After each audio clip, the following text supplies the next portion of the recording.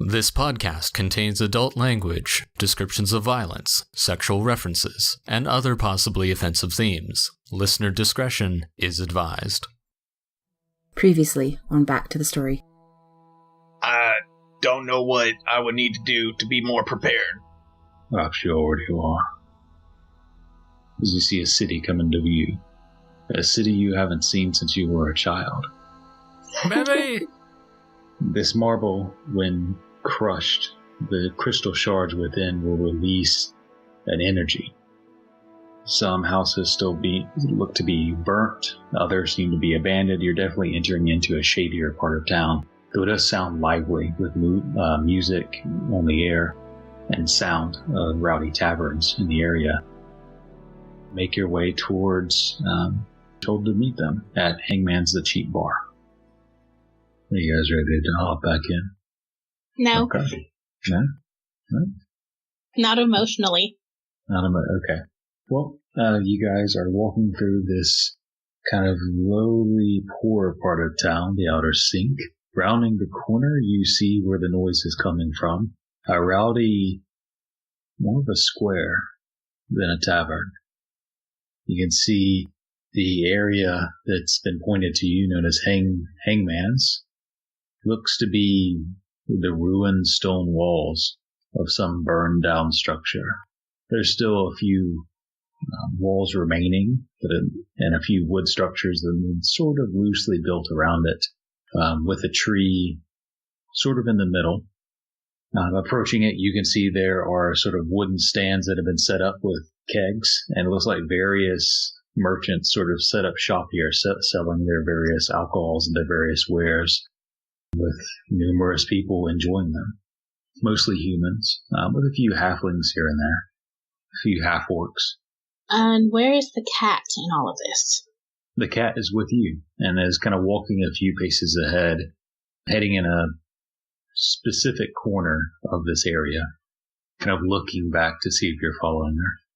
So, I am following her, but I'm kind of keeping an eye out. I'm keeping an eye out specifically to see if I notice any tieflings. Okay. Or anyone who seems to be watching me or watching the cat. Okay. There are numerous people watching. Not specifically you. They glance over you, but they're watching because they notice Ball kind of hanging back in the distance, this giant. None that are specifically looking towards you in any particular way. You do notice as you're following the cat into Hangman's, this sort of square, whatever burnt down structure this was, you do notice two tieflings easily as the cat is leading you in their direction. You see a tiefling with deep crimson skin, maybe in his 30s, it's hard to tell. Two black horns spiraling backwards over his head, like those of an antelope's. He has a long snake-like tail that flips as he serves a drink from a cask to a patron. And as you get closer, you can see he has black eyes with burning yellow pupils. He's in fine but obviously old and a little tattered clothing, and he wears a few chains around his neck. You can see he has in one hand he has a bottle of liquor. It looks like that he takes a sip out of every now and then. Next to him, kind of leaning against the wall where they've set up, is another tiefling. He's almost human-looking. Fair skin, blonde hair. His eyes are a solid ice blue. And as he kind of smiles at people as they joke, getting drinks from them, you see his teeth are all sharp and stark white. And he has two kind of shorter white horns that work their way up. And this one's in simple but clean clothes of white and tan linens. He does have a cloak over him that is concealing. You notice a few weapons at his side and armor beneath. The cat leads you directly to these two tieflings. And is it just Ellory, or who is going with her? Kalvyn is definitely within arm's reach of Ellory. Okay. And I'm at Ellory's side as well. I'll go, but behind. Okay. And for Ball and Ezekiel, how far back are you hanging? Ideally, I'd get there in one round, so about 60 feet at tops. Yeah, you can easily do that. And I'll be 61 feet away, so I get there in 2 rounds. Okay. All right, so you kind of set up leaning against a nearby abandoned wooden structure, kind of watching the crowd and the other scales approach. These two tieflings that are sort of serving drinks, pouring it from their cask. The cat kind of walks up, leaps onto the table, moving towards the red-skinned tiefling, and gives it a pat on the head before taking a sip from his bottle, turning towards you. So, I guess I will smile and say, so, what's good on the menu? Well, there's only one thing on the menu, and that's the devil's cut. And he takes a small cup and pours a bit out, kind of puts it on the table in your direction. A silver. So I slide a silver over. Careful with flames around this one, if you're new to it. I have to be careful around flames all the time. That doesn't seem to bother me. I will go ahead and... well, do I notice anyone else drinking this, how they seem to be approaching it, if they're sipping or if they're... This is a shot. You notice a few others are taking the shots. There is one in the corner that is taking a torch, and the other paler tiefling that almost looks human. Hey, not around the table. Back it up. And he kind of backs up away from any structures before kind of spilling the liquid on purpose, and it immediately ignites in this sort of yellowy green flame. So I grin and take the shot. As you begin to take it, you hold. He reaches down his fingers to touch and just taps the glass as the liquid begins to burn just the top of it. Taking it down, you can feel it singeing and burning your throat. And there's almost a warm sense that stays in your belly as it goes down. It stings. Shall we step away and do business? That sounds like a wonderful idea. Good. I say as I try not to cough. Rivari, the other tiefling, nods and goes up to the big cask. The singular cask that they're feeding their patrons out of, closes the tap, lifts it onto his shoulder as they kind of walk away from the stand, and just outside of the area towards the alleyway between two structures. Rivari, the other tiefling as he was called, sets it down and kind of sits down on top of it. The rest of you follow him. The cat has now hopped onto his shoulder and is just kind of looking out at you. All right. Well, he opens his hands. Apologies for the delay. One question first. Who sent me? Voyage. Then I take out the first of the orbs, and I hand it over. And then the second, and then the third. Wonderful. Easy. He takes them and kind of puts them away. Apologies for the delay. Think nothing of it. Well, that was easy. Business is concluded. Thank you for your compliance. Would you like a bottle of the Devil's Cup before you head out? Or perhaps you'd like to stay. All right. That'll be 3 gold. And I will pay him 3 gold. Okay. He finds a bottle about the size of a beer bottle, fills it up, before handing it over to you. Well, it was good doing business. And for you as well. As he almost says it over his shoulder, as Rivari has lifted the cask back up, and as they're making their way back to their stand in the hangman's square. And I guess with that, I stifle my urge to cast Firebolt and turn around and start heading back towards where I can see Ball towering over everyone. Yeah, you all easily kind of meet over where Ball and Ezekiel have been leaning. As soon as she starts walking that way, Kalvyn's going to take a step forward and just like, what exactly are those? Stepping forward towards the tieflings. You needn't concern yourself with these. What do you plan to do with them? Use them. Can I roll insight? Sure. I should really start looking at my numbers beforehand. It's dirty 20. He's a bit hard to read as he's kind of talking over his shoulder. You get the sense that he isn't concerned with your little group. And he's going to do what he will. He's going to do what he wills with these, and he considers the matter and business concluded. Noticing that Kalvyn is not following, I look back over my shoulder and say, "Are you coming?" Can I cast Divine Sense one more time? Sure.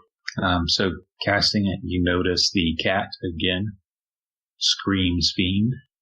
The other two, you get minor senses that would come off of tieflings you noticed before, but nothing significant as the cat.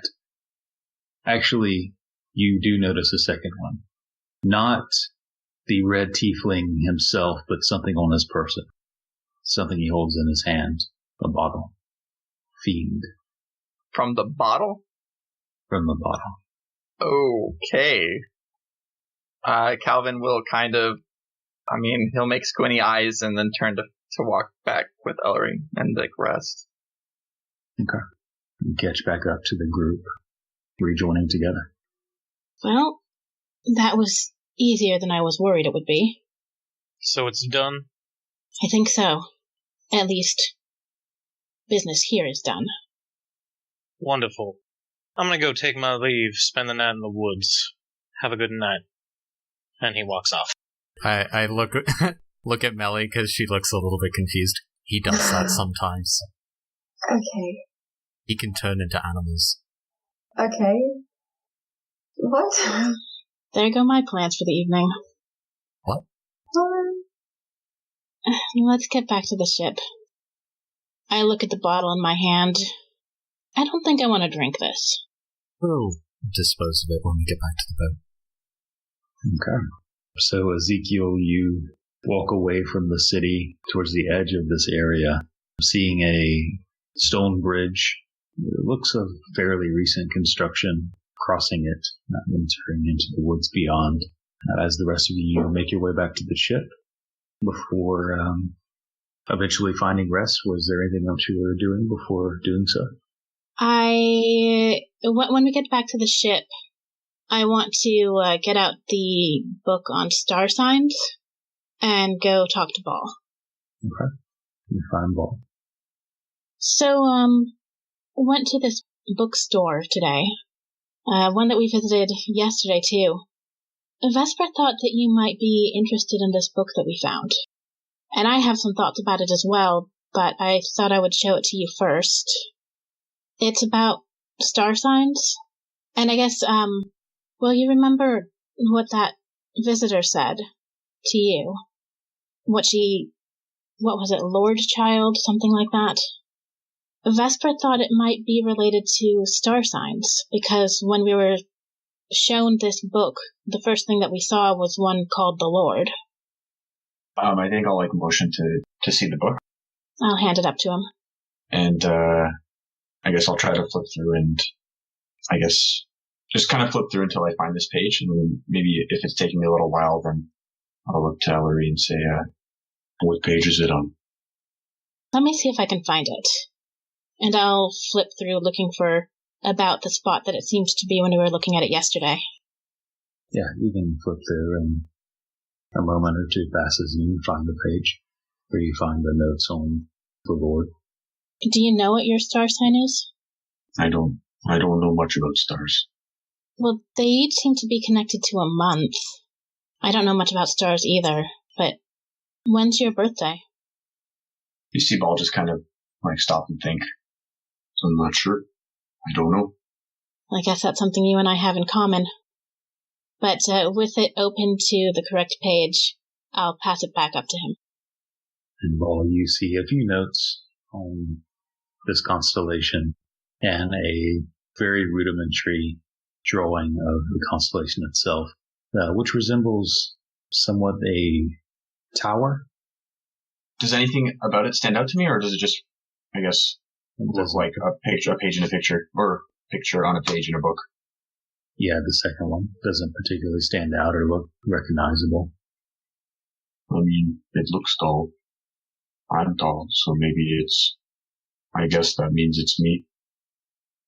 Does it say, I guess reading the descriptor on it, is it one of those, astronomy things where it, or astrology things where it, tells you a descriptor underneath it? Yeah, a bit.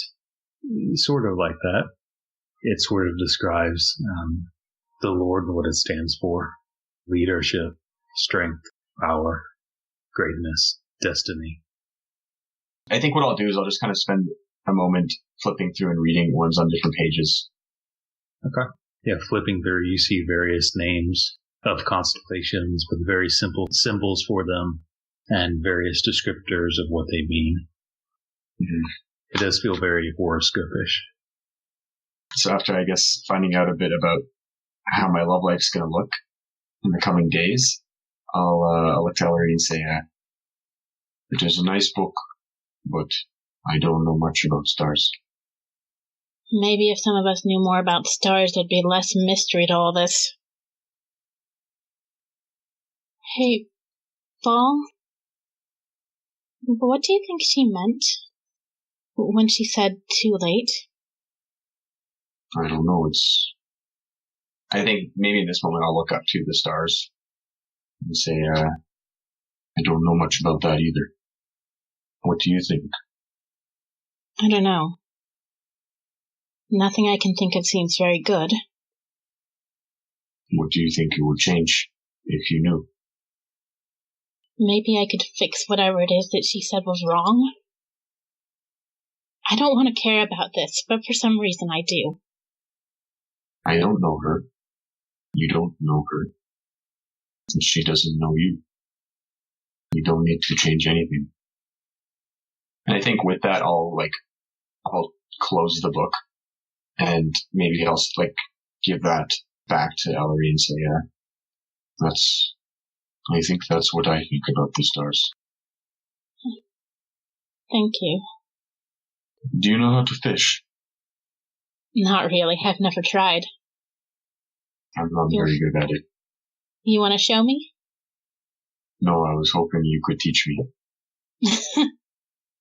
I think you might want to ask that new friend of yours. I don't want her to know I can't fish. Well, maybe Kalvyn or Ezekiel knows? They've spent a lot more time out of doors than I have. Okay. And I reach up and take Ball's hand for a moment, give it a squeeze, say good luck with the fishing, and I think I'm gonna head back down. Okay. And as you do so, the rest of you, are you doing anything in particular? Trying to forget what we just did and trying to show Meli that we really did miss her and, maybe just play some games or something, have some food, make it somewhat of a celebration with whoever's around. We'll be able to do that. Get some food and drink and just gonna have a nice, enjoyable evening. I'll bring out my cards and my dice for anyone who wants to play a game. I think I will tell a story. So, Klouse, I take out that bottle that I asked about during the week, and I place it on the table in front of Kalvyn, making a point to look at him, and say, Kalvyn, I was rude to you the other day. You brought alcohol and a story.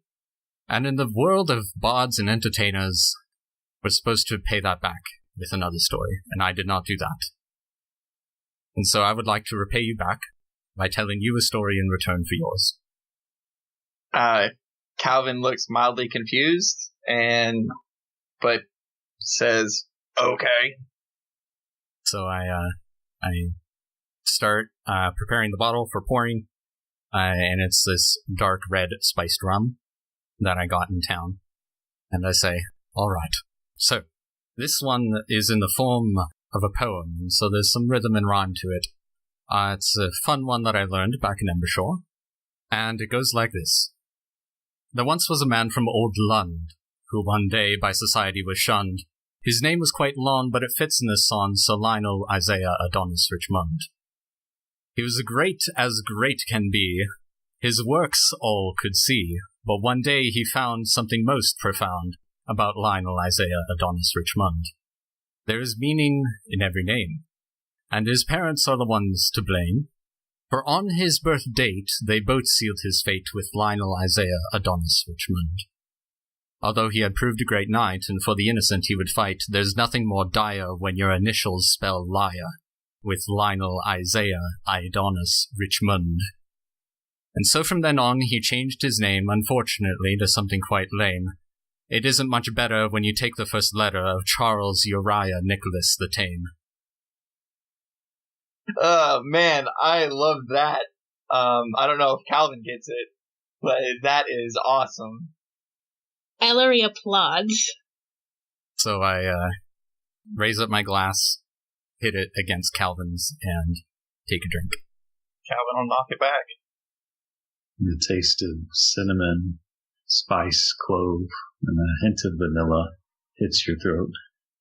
It's good. Smooth. Hey, we didn't end up using that alcohol that we got from the kitchen for the surgery. Anyone want to try some of that? This is turning into a right party. And I remember what I was told, and shake up the bottle before offering to serve it to anyone who wants to partake. You do so, shaking it up, mixing up this salty lime mixture of some sort of rum concoction in this bottle. Serving it, those of you who imbibe, it's good, very strong, and it has sort of this refreshing taste. Surprisingly, though it's very thick going down, it tastes very light and refreshing, but it gets you drunk, real drunk. You continue drinking like this, talking, conversing, enjoying the company of one another. Ezekiel, were you doing anything as you've made it into the woods? I think he'll probably spend a little while just kind of in prayer and sort of atoning for letting that be. And then I think he might try and he can do up to like 2 hours of wolf time to just try and run in the wild for a while before going to bed. Okay. You do so in sort of prayer, the wind kind of flowing through your hair in the woods alike, the smells coming to you and leaving before you go into wolf form, running through the woods thrashing. Give me a survival check. As you just kind of let your instincts, those natural abilities and senses take over. 18. 18. Sprinting through these woods. You can smell the salt air of the sea. You can smell a murky smell beyond. Something almost sour, dank, almost molding, like that of a swamp. And then you smell blood. Running, letting your wolf form, your instincts guide you, not fully conscious in this sort of animal, bestial form. You come upon an area, not quite a clearing, but an area where the trees seem to be almost formed in a circle, and in its center you find a pile of bones. At the top you see a skull, large, maybe about ball size, the skull. Humanoid-ish, maybe ape-like, though with a larger jaw, massive tusk. Can I look around, try and get any sense of what happened here? Or if it's like an altar of some kind, or... Yeah, make a survival, nature, or religion check. We're going to go on the survival route again. 17. Looking around, you see a few claw marks in the trees, diagonal, 3 strikes. You notice the bones are piled in a purposeful fashion. The bones would never fall in this stance with the skull on top. The skull itself is either an ape, possibly a troll. And you notice this is almost a shrine. A shudder flows through your fur, your hackles standing on end as you sense something foul in this place. Any symbols or markings that I recognize? The claw marks you would recognize. Something that stands in opposition to a Sigma, Duma. I'm going to destroy the shrine. Okay. So you tear into it, breaking the bones, scattering them, tearing them from that state of sort of a trophy killing just to kill and returning it to the sort of the natural order of scattered bones, crushed, removing the skull, tossing it away, tearing the bark from what you can just to remove the symbols as best you can. It takes you a while, but you eventually do so. Can I sniff around, see if I get any sense of something beside this dead creature?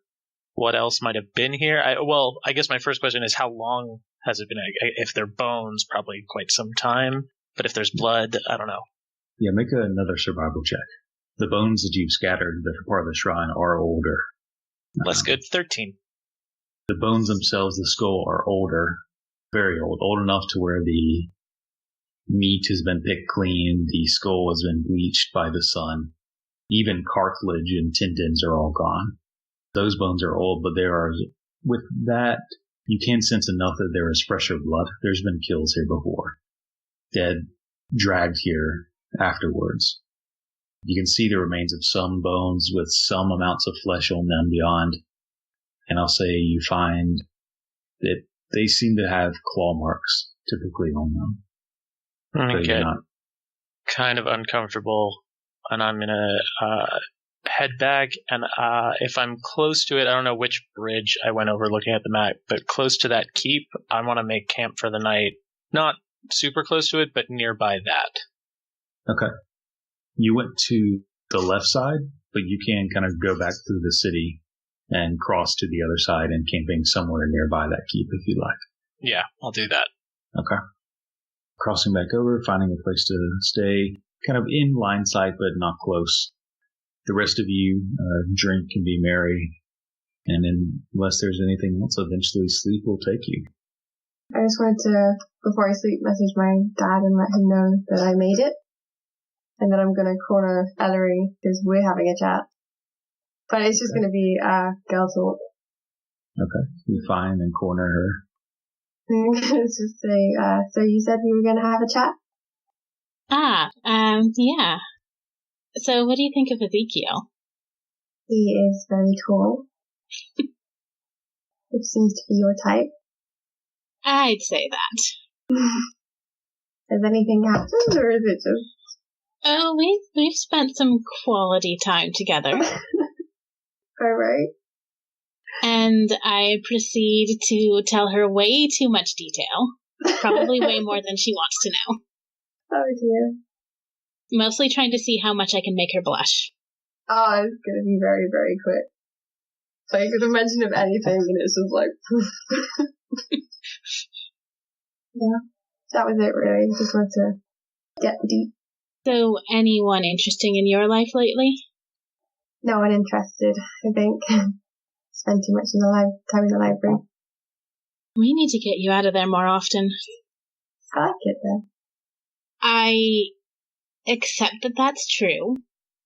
I don't entirely understand it. I spent most of the day in the library. It was not fun. But still, it's... The more that we get to have you around us, the better. But the more time I spend in the library, the more I know, so the more helpful I am when I actually come and help you guys.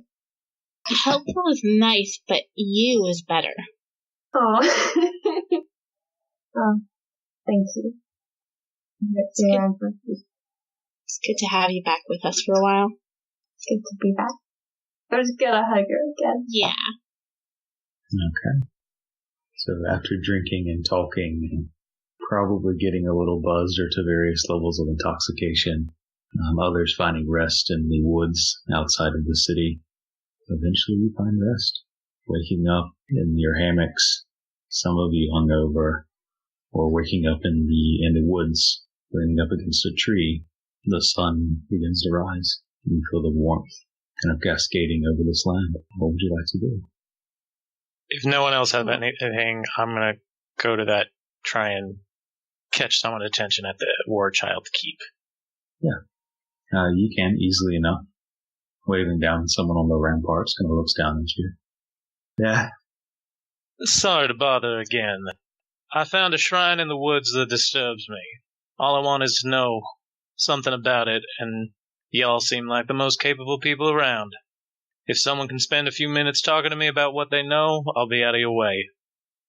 You see this one is in sort of medium armor scaled, has a bow on her back and a few swords on her side. She nods. Yeah, I'll be right down. A few moments pass, and she comes through a smaller door, exiting the gate, kind of walking towards you. Another guard on the ramparts kind of watches above. So what'd you find? Bones and markings. 3 claw marks. I know it to be indications of worshippers of Duma, if you know what that is. Yeah, I'm aware. There's something that stalks the woods outside the city. We warned everyone not to tread from the road. Be careful at night. It's dangerous. There's a shadow that plays it. Maybe Duma herself. Is a particular area that it tends to frequent? Yeah, between the west side of the city, north, around the city. There's even been reports of even further north in the Scarlet Highlands. Whatever it is, it's fast. We've sent hunters out on it before. They found him a few days later, clogged to death. Any survivors of an attack by the creature? Every now and then, yes. They report a humanoid creature, small, fast, invisible most of the time, and so they say. Something it's a ghost. Any other information you can give me to help try and track it down? This female guard, almost ranger-looking individual, kind of narrows her eyes. You see she has a band of white around her left arm. I'd be careful if I were you. This is dangerous. I will reach into my shirt and pull out the holy symbol of Asimpa. I am duty-bound to find this creature. Any help you can give. I don't know if you know what this means, but... Oh, God. Now you're convinced, at least. What you seek will probably end up in you being dead, but I'll tell you what I know. The creature's dangerous. Near mythical legend around these parts, or have to tread lightly at night. This is no mere wolf or bear. It is a killer, and it is good at what it does. Most because of the reports of what it looks like, called the Bane Links, or the Shadow Links. People like to tell the stories. A cat-like creature that walks on 2 legs like a human, fast, stealthy, silent, and deadly. A few hunting expeditions have been sent after it that came back with survivors, said half of their party were dead before they knew it was there. We've tried baiting it, and it works to some degree, but only to draw it towards you, to quicken and hasten your death. We've sent some stronger warriors towards it, but whenever it gets wounded, it disappears. We've only ever been able to find it at night, never seen it during the day. I'm not sure what else I can tell you. Thank you. You've been very helpful. I don't know if there's anything I can do, but I have to do something good in this forsaken city. Well, your heart's in the right place, but these things beyond most of us. Be careful. I'll just kind of nod. Thank you again. And I'll head back to town. Okay. She nods, and as you head back to town, the rest of you are kind of waking up on the ship, arousing yourselves as eventually Ezekiel kind of makes his way back to the boat. If no one's got anything specific or anything they want to do, I would like to call a meeting together when Ezekiel gets back. I think just probably before that happens, when Ball finds Ezekiel, Gall's going to ask, how was it to sleep outside? I miss sleeping in the forest. I'm stuck on this boat and I can't even fish. Comforting in some ways, disturbing in others. If you want me to teach you how to fish, Ball, I would be happy to. Yeah, Paul's a little shocked and excited. He's like, yes, please. That would be nice. Alright, we'll find some time. Kalvyn, you were saying you wanted to talk about something? Just kind of in general, feel for the group. I think last night might have rubbed some of us the wrong way.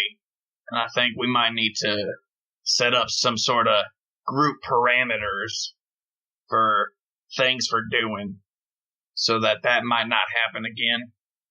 We might not have to do things that we don't necessarily agree with. I'm just kind of silently nodding and looking very uncomfortable. I don't think it's any secret that I'm unhappy that we didn't do anything in retribution for what happened to Orzana and what they did to others, but I understand that not every fight is mine to fight, and I will trust your guidance on things you know more about than I do. Oh, believe me, I have retribution in mind, just not here. That's all well and good, but my point was maybe before we take on any more of these tasks, we kind of discuss it amongst us so that we're not too far deep and too hamstringed in a sense. You know, I feel like last night we were kind of put in a position that we couldn't act the way we wanted to, the way we felt we ought to.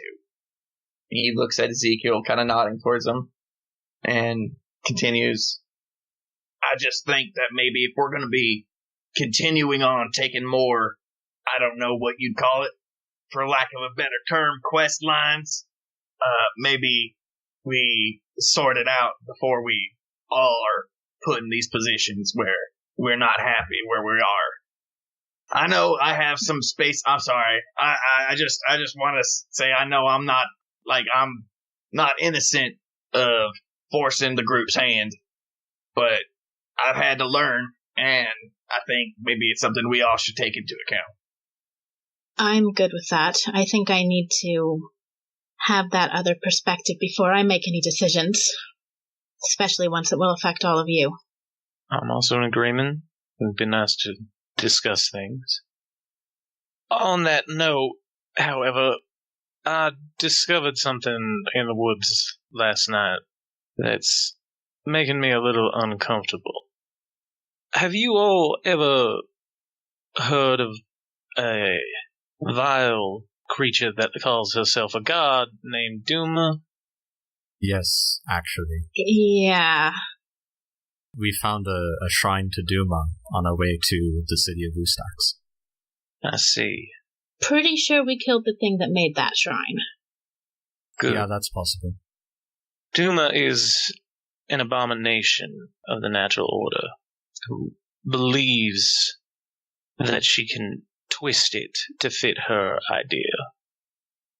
I found a shrine last night and asked around about what might have caused it. Some kind of creature, legendary by the way she talked about it.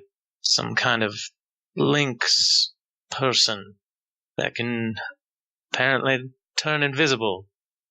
I don't know if it is in my capacity to fight. I was warned heavily against it, but I don't like the thought of any creature here giving strength to that foul creature. DM? Yo. May I roll a history check as he describes this creature and see if Amsen knows about it? Sure. History, that's a 11. Not anything particular about it. It sounds like a monstrous beast of some sort.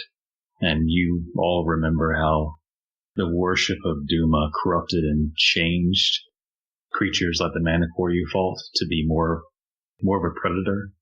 And it sounds like this may be happening, but other than that, nothing particular. Then I guess I'll tell Ezekiel that at the very least that, well, from what we've seen of worshippers of Duma is that they become, if they are already ferocious beasts, they become ever more ferocious and predatory, seeking to destroy and prey on whatever they deem weaker than themselves. Yes. Duma is a huntress who believes that the only order is strength and survival. There's no balance with Duma, only consumption. Well, whatever this creature is, we know for a fact that it's going to be dangerous if it has anything to do with Duma. I don't know if it's anything that we can face, but I'll need to spend the rest of my time here figuring out if I can. If you're willing to take a risk with me, I'd ask you along, but this is not your business, and I know that you have a destiny far beyond here that I wouldn't like to get between. You took a risk for us when you came along to deal with the Valgriff. And the catacombs. I think the least we can do is help you out on this one. At the very least, if we're going to be heading into danger, we need to get new armor for Vesper. Surely there are other shops beside your friend if you want to re-equip. Perhaps we can... Amsen, you have a trick that can help with invisible things, correct? I do. It's one of the few magical things that I know. I can outline things in magical fire. I believe I have a similar trick in my book, perhaps between the two of us. In my experience, it doesn't work on things that are extremely fast, though. I have to That's also true. Be a little bit lucky with that. However, if we can slow it down, that'll make things a lot easier. Interesting. Well, I can probably see what I can hunt outside. Maybe we should spend a little bit of time gearing up, asking around in the city. I checked over with I forget their names, but over at the Warchild Keep with the White Wolves, I think? Yeah. Okay, yeah, I see. The White Wolves over there, they had minor information, but maybe the legends would speak of more? It's just what I was thinking. If anybody would like to come along, I guess part of what I will do before we head out is head over to the local working man's public house and find out what the local legends are. There's always a little bit of truth in every legend, no matter how outlandish it may be. So, maybe while you're doing that, I should go get some armor for Vesper. Maybe pick up a couple of other things. Does anybody need anything that I can get while I'm out? No, but I'll come along. Perhaps we can find someone that peddles magical goods. See if we can give ourselves an advantage against this invisible beast. I don't know our current stock of healing potions, but they might be useful if we can find somebody who sells those. I know I don't have any on my person currently. I have one. Perhaps restock Vesper's healer's kit as well. I can pick her up one. Okay, so we have sounds like you're going to go shopping, get some gear. If Amsen's going alone, Kalvyn would go with him. Okay. So Amsen and Kalvyn to go to various bars and try to just find stories and see what you can learn about the Shadow Links as the rest of you are shopping? Yes. Okay. All right, if you are doing anything else, just let me know. We'll say so for Kalvyn and Amsen, as you just go to various pubs and what have you that are open, just finding groups of people, talking to people in the market, and just seeing what you can find out, talking to guards and the hounds. Make a investigation or persuasion check at advantage since one of you can aid the other. I will make a persuasion check because I have expertise in that. Yes, that's a 27. Okay. So as luck would have it, Kalvyn notices a familiar face, a hound. As you approach them and begin to talk to them, you notice it is the guard that was shadowing y'all as they took you to the catacombs and as they took you out as well, leading you to the captain's hound bastion. You find Hound Dallin, the older, gruffer one in chainmail, who recognizes you here. You talk to him about the Bane Links, and he tells you what he knows. Yeah, I know a little bit about that. He sent some hounds after the hunting party, led by the war bear himself, supposedly with Warchild in their flanks. Half the party, half a squad, 16 men killed before they noticed it. It darted between the shadows quickly. They say it could fly through them, not just run, but it would disappear in a puff of shadow, reappear stepping out of a shadow on the other side of them. We thought it was just claws, but It shot arrows black as well. Rudimentary, but all the same. Couldn't take down Warchild or the Warbear, but it wounded them. But they were able to wound it. It's killable, but getting to it, keeping it there, is near impossible. Every now and then some fool goes into the woods and tries to hunt it. They either don't come back or they come back in pieces. It's best just to stay away from it. Stay close to the roads. Be guarded at night. He goes on to tell you these stories he's heard of hunts that other people have been on, other hounds that he's talked to, and you learn a couple things. You learn that it seems to have some ability to move quickly through shadow without having to move physically running. Some sort of maybe teleporting or stepping beyond through the shadow itself. It is able to become invisible, seemingly at will. Some stories say it is highly camouflaged. Some say it disappears, blinks out. It's quick and often hunts at range. Often several arrows fall silently into the throats of the hounds before they even know they're being hunted. And when it gets up close, it's dangerous as well. Claws and bite. A few bites have become infected as well, turning some individuals, prompting the research that it may be some sort of lycanthrope type creature. There's not much information beyond that, but that it hunts in the woods surrounding the city, usually more northwest of the city, but anywhere it can be baited and found. Does this hopping through shadows ability sound similar to what Eliza used in the catacombs? Yes, it does sound similar. Cool.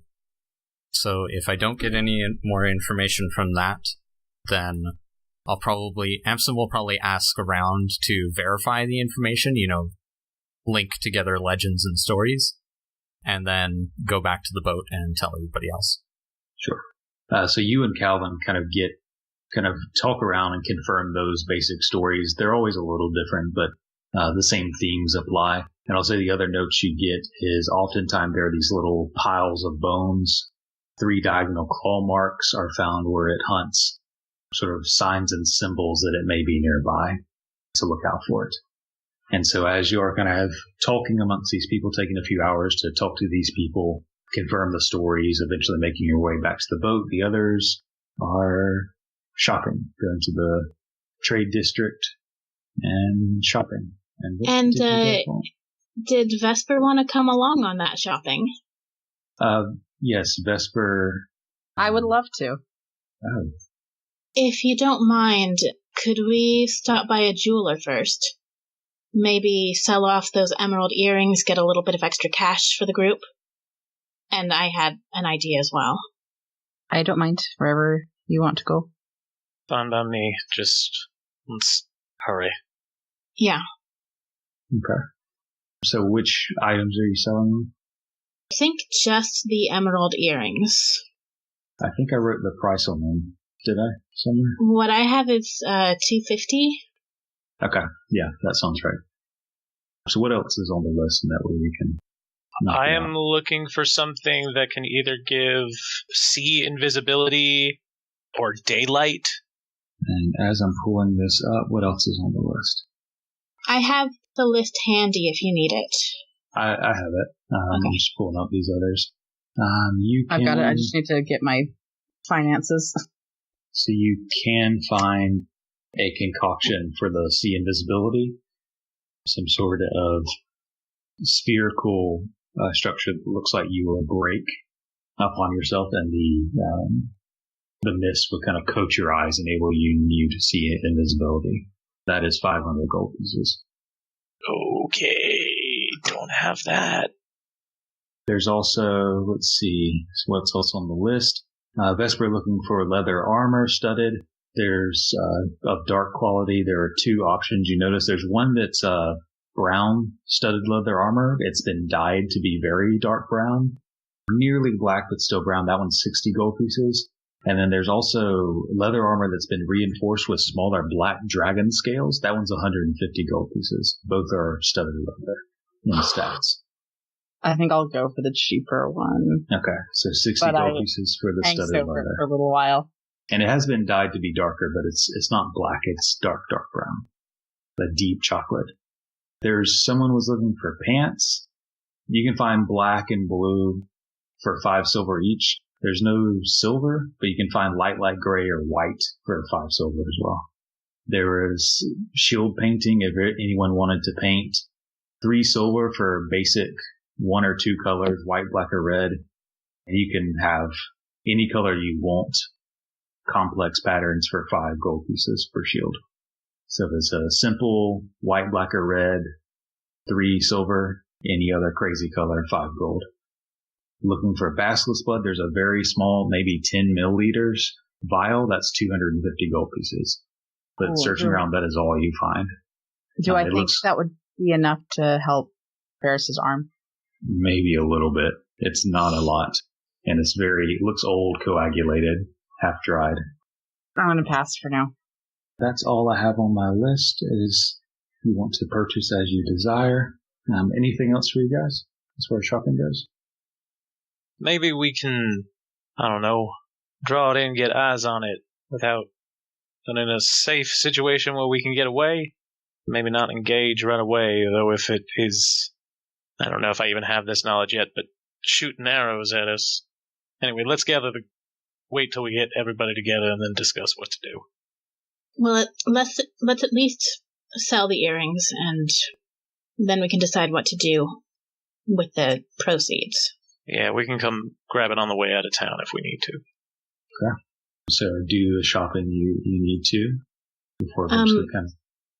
When we visit the jeweler, though, I just want to take a minute to ask how much it would cost to get a small engraving on the surface of the locket.